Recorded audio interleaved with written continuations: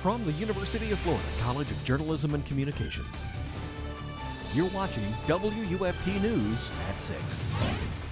The University of Florida Police Department has been collecting DNA samples from men with similar traits to the suspects described after 3 women were attacked near the University of Florida.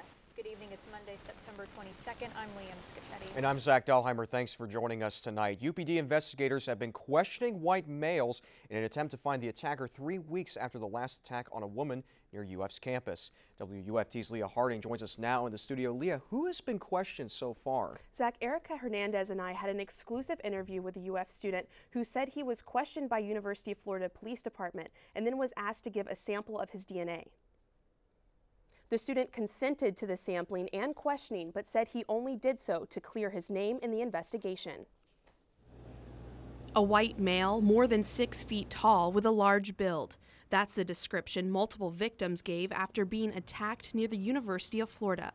Jay Martin is a UF student and fits this description, but he was in a job interview the night of the 4th attack when UF alerts, like this one, were sent to faculty and students. The University of Florida Police Department questioned him a few days after the last attack on campus and asked him for a sample of his DNA. That it's legal. Now, there's questions about what they do with the sample and things like that, but as far as the collection itself, if they have consent, they're good. Martin agreed. Martin was questioned for 15 minutes about what he was wearing that night, who he was with, and if he believed the attacker deserved a second chance. Martin chose not to show his face for our interview because he does not want to be associated with the unknown attacker. Did you ever feel like you could say no throughout this entire process? Was that ever an option given to you? I felt that the best course of action to prove my innocence or to state my innocence would be to kind of just go with, just help them without seeming sketchy or seeming kind of weird by not wanting to give DNA or not wanting to give questioning. And I wanted to help more than anything. Martin said he consented to giving his DNA to police in an effort to clear his name. They never specifically told me why or how they kind of targeted me or found out that I was the one they wanted to talk to. University police spokesman Brad Barber says video surveillance and other measures were used to identify possible suspects. A victim of one of the attacks told WUFT News the University Police Department showed her photos of possible suspects. We were not able to verify whether Martin was in that group.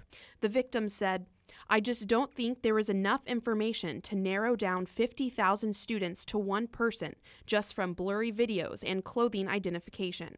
For the DNA samples, Kozlowski says it is difficult to know whether the samples will be destroyed or stored for future investigations. If he is not a suspect in this and there is not a DNA match, it maybe would be nothing if he never comes up in a database. But the thing is, they have it forever. So that, there may not be a whole lot you can do if your consent was broad enough. He may just be stuck with that for life.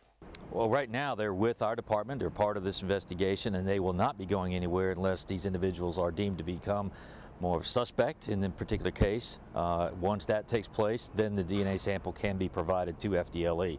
Otherwise, it's maintained with us.